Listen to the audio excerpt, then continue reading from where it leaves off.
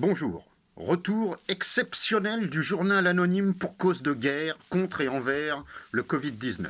Dans ce numéro exceptionnel du journal anonyme, j'apparais pour la première fois à visage découvert afin de bien faire comprendre aux Français que nous sommes tous égaux devant l'adversité et tous solidaires avec eux.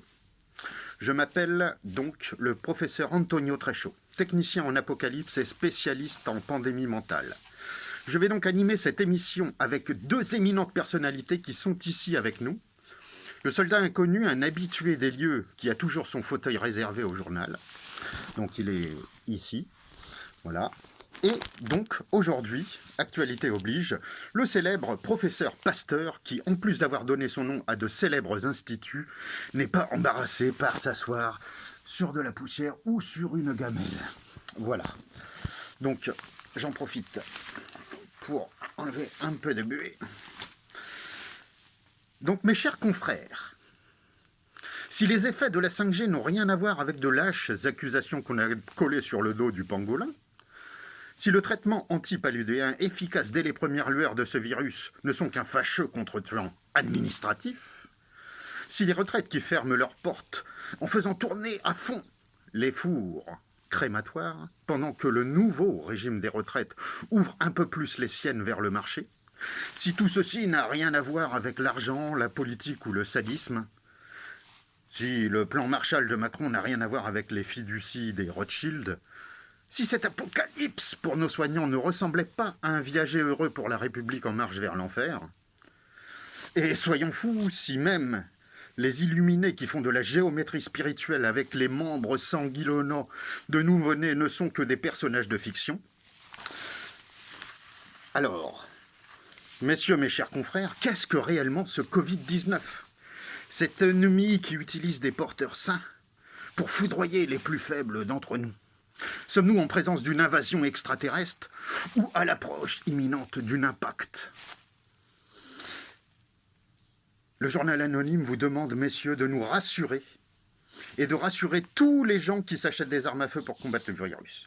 Alors, nous allons interroger d'abord le professeur Pasteur. Je rentre en connexion avec le professeur Pasteur, chargé de mission pour la République.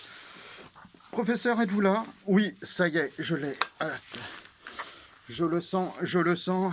Oui, donc, si vous désirez tuer ce rhume avec des armes à feu, utilisez de préférence du gros sel. Il est très difficile à mettre en joue car le virus se fond parfaitement dans son environnement. N'oubliez pas votre masque FFP2.